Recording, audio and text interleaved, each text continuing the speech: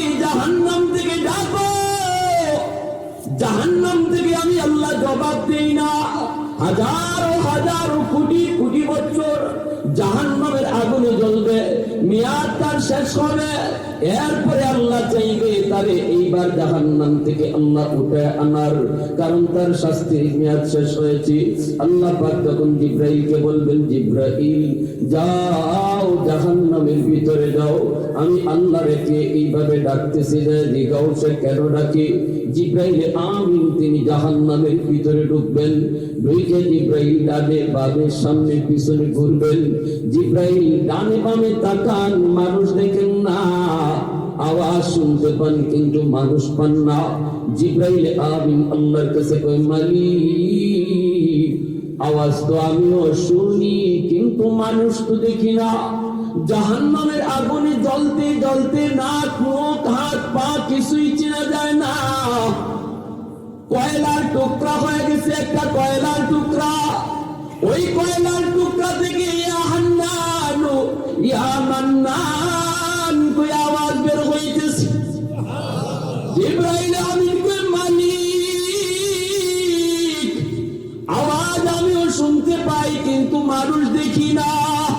সর্বশেষ এই মানুষ থেকে আল্লাহ পাক জান্নাত দেয়, তার আল্লাহ 10 দুনিয়ার সমান জান্নাত দান করবে। এ যুবক খেয়াল করে শুনো, দুনিয়ার ক্ষমতা পাওয়ার নাম সফলতা নয়, দুনিয়ার সম্পদ পাওয়ার নাম সফলতা নয়।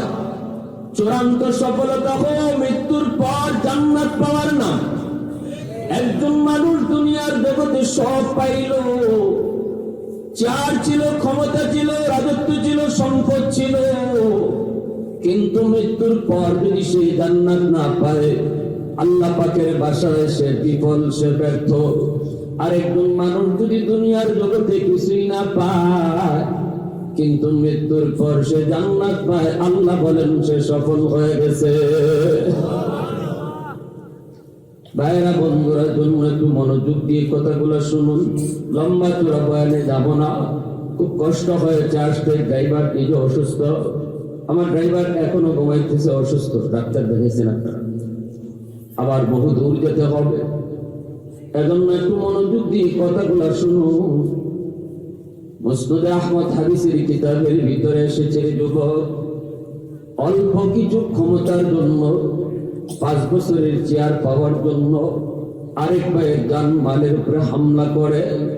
চিরস্থায়ী জান্নাত তুমি কখনো হাতছাড়া করো না।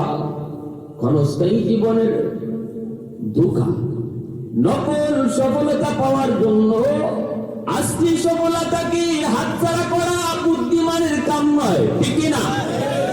নকল সফলতার জন্য আসলি সফলতা হাতছাড়া করার নাম, এটা বুদ্ধিমানের কাজ নয়, বুদ্ধিমানের কাজ নয়। ভাইরা বন্ধুরা, তুমি হয়তো বা বাংলাদেশের মতো একটা দেশের রাজত্ব পেয়েছো, হয়তো বা তুমি উপমহাদেশের মতো একটা দেশের রাজত্ব পেয়েছো, হয়তো বা মনে করলাম এই দুনিয়ার সমানে একটা দেশের রাজা হওয়ার মতো তুমি সৌভাগ্য লাভ করেছো। এর নামও সফলতা নয়, এর নামও সফলতা নয়। আল্লাহ বলেন সর্বনিম্ন জান্নাতি যে হয়, আমি আল্লাহ তারে 10 দুনিয়ার সমান জান্নাত তারে দান করব।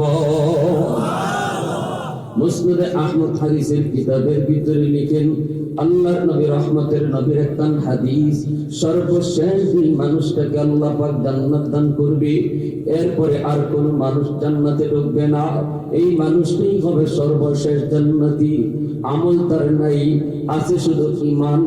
আল্লাহ পাক রব্বুল আলামিন জাহান্নামের ভিতরে দীর্ঘকাল তার শাস্তি দিবেন। জাহান্নামের ভিতরে হাজারো হাজারো কোটি কোটি বছর জাহান্নামের আগুনে জ্বলবে, আর আল্লাহকে ডাকবে, ইয়া হান্নানু ইয়া মান্নান, ইয়া হান্নানু ইয়া মান্নান। আল্লাহকে এইভাবে ডাকবে, কিন্তু আল্লাহ তার ডাকের জবাব আল্লাহ দিবেন না, কারণ আল্লাহ পাক জাহান্নাম থেকে আল্লাহর ডাকলে আল্লাহ জবাব দেয় না। কবরে গিয়েও যদি আল্লাহকে ডাকো, আল্লাহ কবরবাসীর ডাকো আল্লাহ শুনে না। আল্লাহ শুনে যারা দুনিয়ায় তাই আল্লাহর ডাক দেয়, আল্লাহ তার ডাকে 70 বার আল্লাহ জবাব দেয়। হাজারো হাজারো কোটি কোটি বছর জাহান্নামের আগুনে জ্বলবে, আল্লাহকে ডাকে আল্লাহ জবাব দেয় না, জবাব দেয় না, জবাব দেওয়ার কথা না।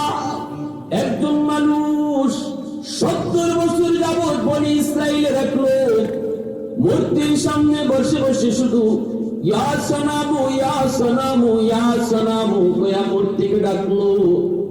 একদিনও মূর্তি তার ডাকে জবাব দিল না।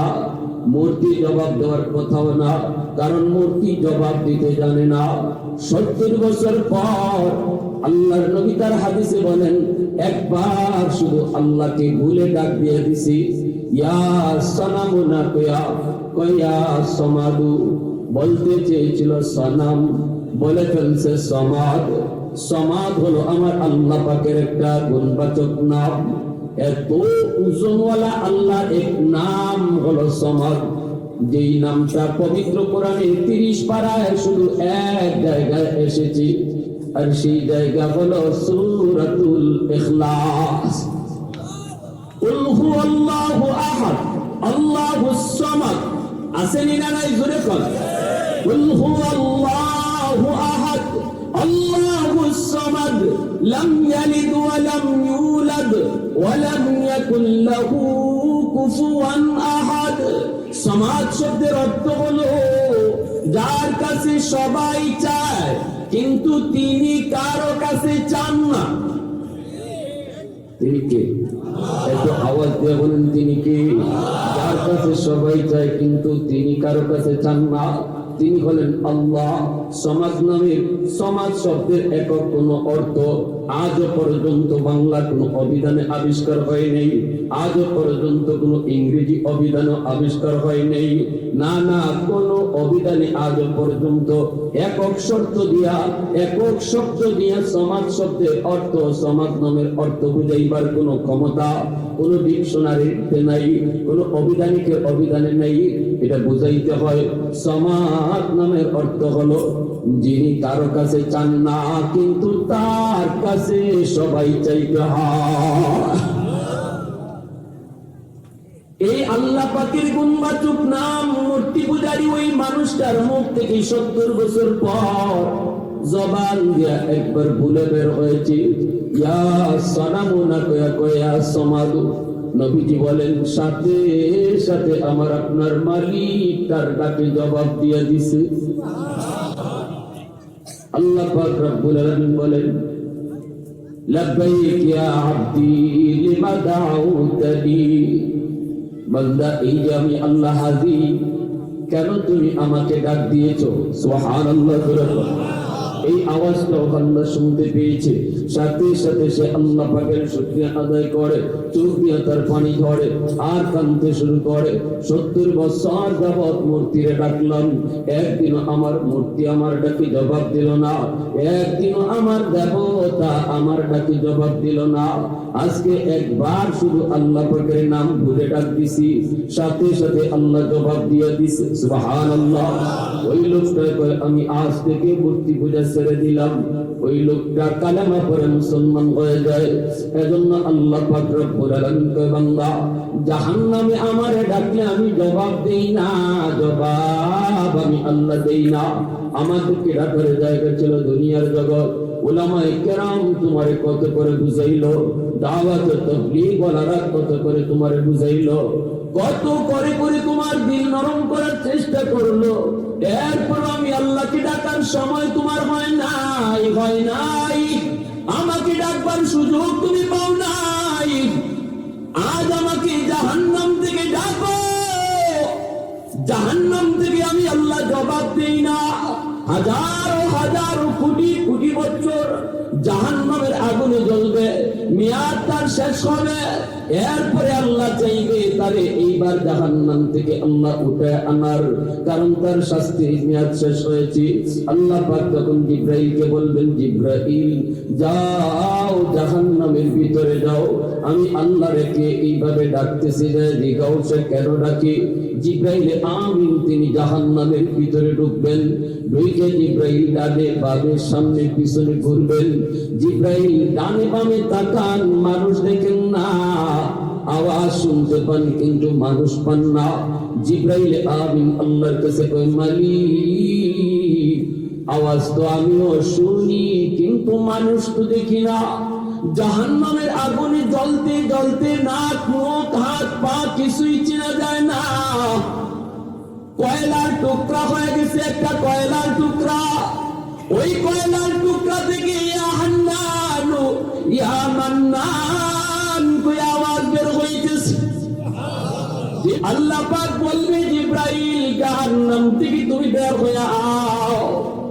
আল্লাহ পাক নিজেই তার কুদরতি হাত জাহান্নামের ভিতরে ঢুকায় দিবেন। ওই মানুষটাকে, কয়লার মতো মানুষটাকে আল্লাহ তার কুদরতি হাতের তালুতে উঠাইবেন। উঠাইয়া আবে হায়াতের পানি দিয়ে আল্লাহ ধুইবেন। তখন তার নাক মুখ হাত পা গুলি বের হবে।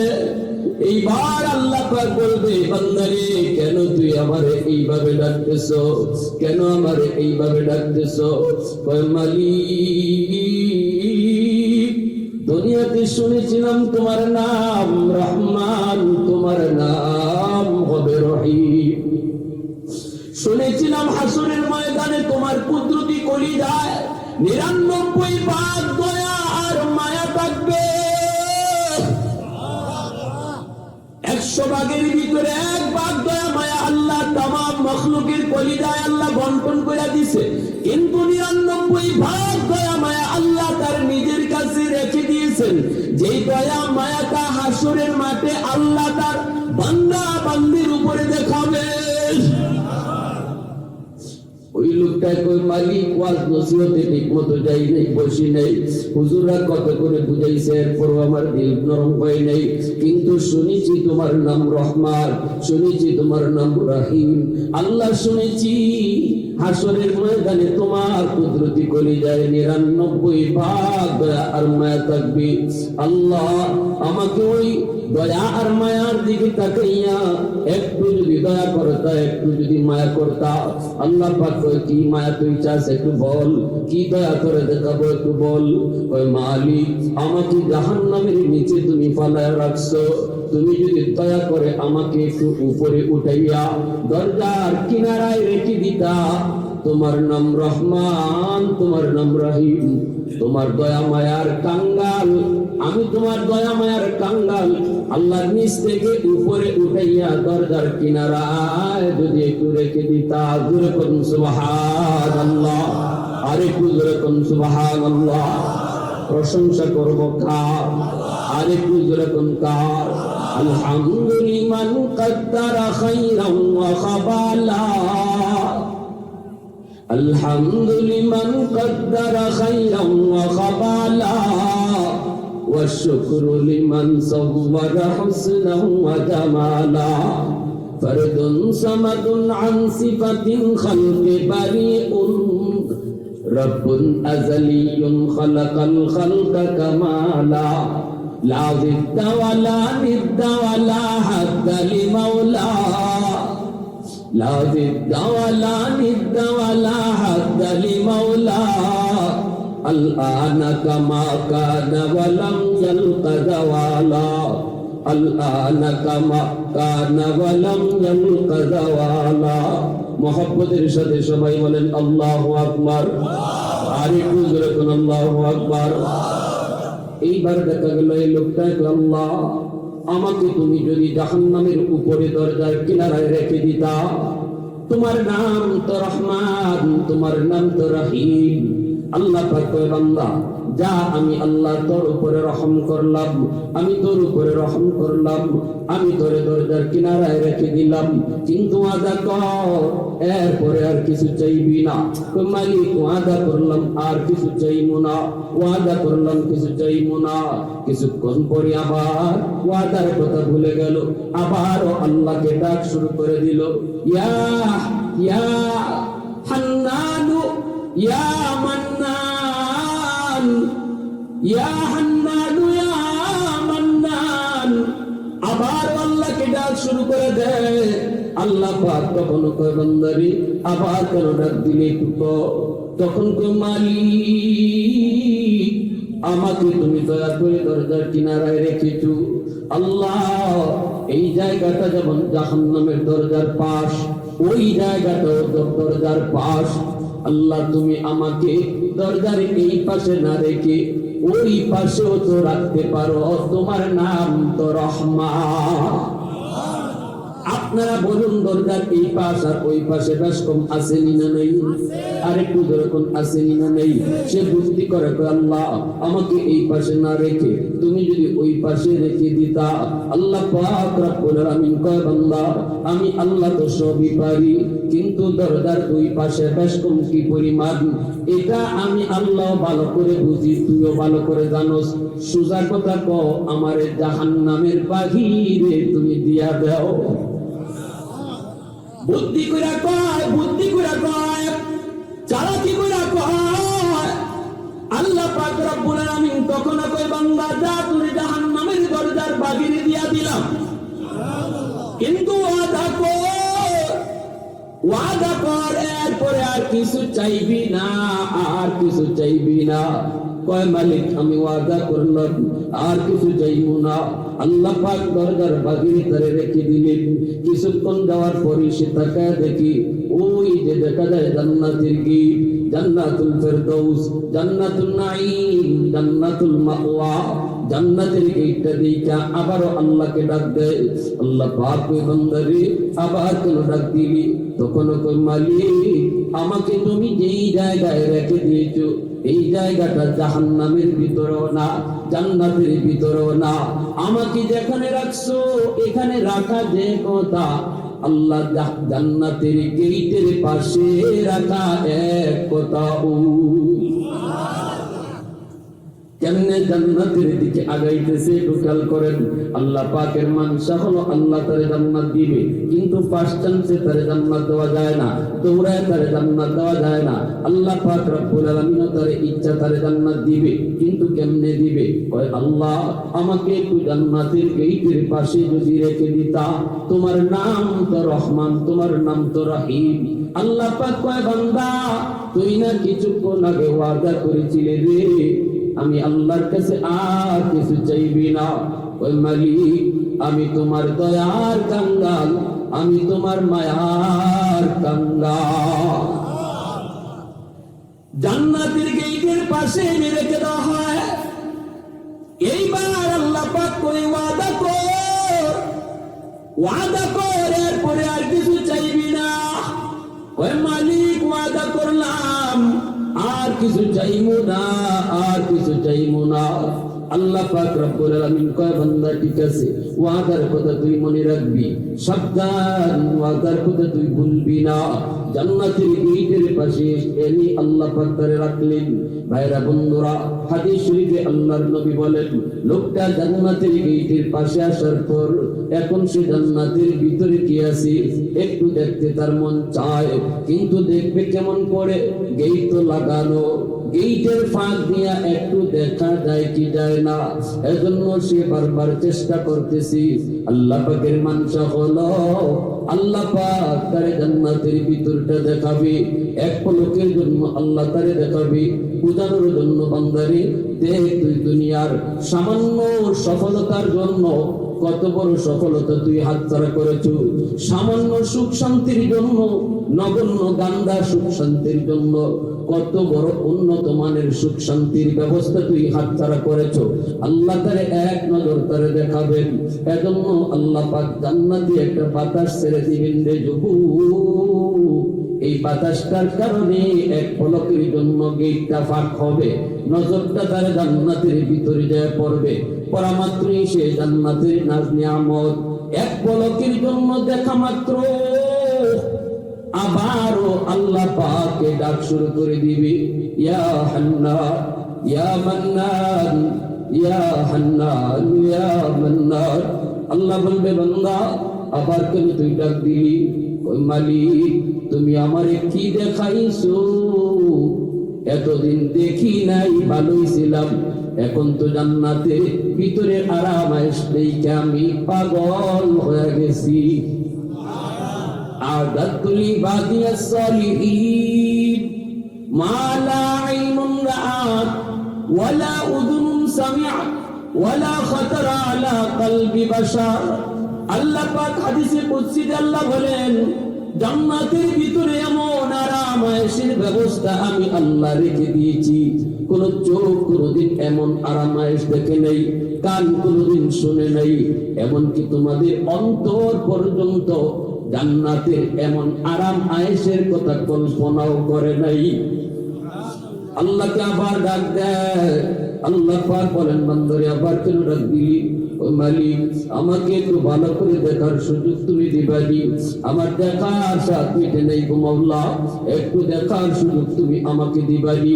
আমি শুধু জান্নাতের ভিতরে ঢুকবো আর দেখেই দৌড় দিয়ে বের হয়ে আসবো, থাকবো না মালিক, আমি থাকবো না, দেখে দৌড় দিয়ে বের হয়ে আসবো।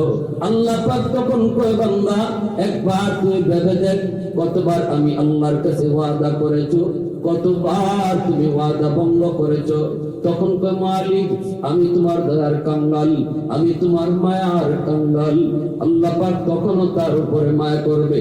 আল্লাহ বলবে, বান্দারে যা, আমি আল্লাহ তোরে জান্নাত দেখার সুযোগ দিলাম, কিন্তু ওয়াদা কর দেরি করবি না, ঢুকবি আর বের হয়ে আসবি, দেরি করবি না।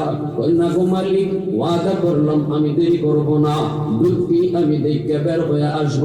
আল্লাহ পাক তার সুযোগ তৈরি করে দেওয়া মাত্র হাদিস শরীফে আল্লাহর নবী বলেন, এমন ভাবে একটা দৌড় দেয় জান্নাতের ভিতরে, এমন দৌড়, খালি জান্নাতের ভিতরে ঢুকে, জান্নাতের ভিতরে ঢুকে দেখা দেখি বা শুধু ভিতরে ঢুকে, আর তার মনের ইচ্ছা হলো আমি বের হতেও যেন সময় লাগে, আগে ভিতরে বেশি ঢুকে লই। যেরকম সুবহানাল্লাহ, দেখা দেখি বাদ দিয়া দিছে, খালি ভিতরে ঢুকে। আল্লাহ পাক ধমক দিয়া দিলেন, বান্দা থাম, এ বান্দা থাম। সাথে সাথে সে থেমে গেল। আল্লাহ পাক কয়, এটা কি কথা ছিল? ওয়াদা ছিল তোর কি দেখে বের হয়ে আসবি, এখন তো বের হওয়ার কোনো নামই নাই, খালি ভিতরে ঢুকতেছো, তাড়াতাড়ি বের হও। যেই মাত্র আল্লাহ কই তাড়াতাড়ি তুমি বের হও, তখনই কি কয় শুনবেন? আল্লাহ রে কয়, আল্লাহ তুমি কি আমাকে বের করে দিবা? আল্লাহ পাক কই, আমি কেন বের করব? তুই তো নিজেই কইছো বের হয়ে আসবি, আমি বের করবো কেন? তুই তো কইলে বের হয়ে আসবি। কই মালিক, তুমি যদি আমাকে এই মুহূর্তে বের করে দাও, তাহলে তোমার ওয়াদা ভাঙ্গা হবে। আর একটু জোরে কন্যা সুবহানাল্লাহ, ওয়াদা ভাঙ্গা হবে। আল্লাহ পাক রব্বুল আলামিন তখন কয়, বান্দা কইলি কি তুই? আমি তোর সাথে কখন ওয়াদা করলাম? এতক্ষণ পর্যন্ত শুধু তুই ওয়াদা করলি, তুই শুধু ওয়াদা ভাঙলি, আমি কখন ওয়াদা করলাম? আল্লাহ তুমি আমার সাথে ওয়াদা করো নাই, কিন্তু কোরআনের মাধ্যমে তুমি ওয়াদা করেছো, যারে তুমি একবার জান্নাত দিবা আর তারে জান্নাত থেকে বের করবা না, এটা তোমার ওয়াদা নি। আল্লাহ আল্লাহ পাক রব্বুল আমিন কইরে তুই করতে বললে, ওয়াদে বইছি না, কিন্তু হুজুরের এই কথাটা মনে রাখছি। সুবহানাল্লাহ। আল্লাহ পাক কই, বান্দা কইলি কি তুই নামাজের কথা তোর মনে নাই, রোজার কথা মনে নাই, হালাল হারামের কথা মনে নাই, পর্দার কথা তোর মনে নাই, কিন্তু আমার এই ওয়াদার কথা মনে রাখছো। ও বান্দা, তুই যা শুনছো এটা ঠিক শুনছো।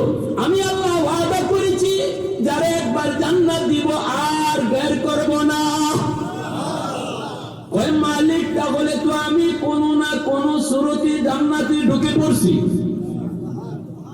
এখন যদি আমাকে তুমি বের করে দাও, তাহলে তোমার ওয়াদা ভাঙ্গা হয়। আল্লাহ পাক রব্বুল আলামিন তখন করে, বান্দা ঠিক আছে, যা, আমার ওয়াদার কথা তুমি ঠিকই শুনেছো, যাও, তোমাকে আমি জান্নাত দিয়ে দিলাম, আমি তোমাকে বের করব না।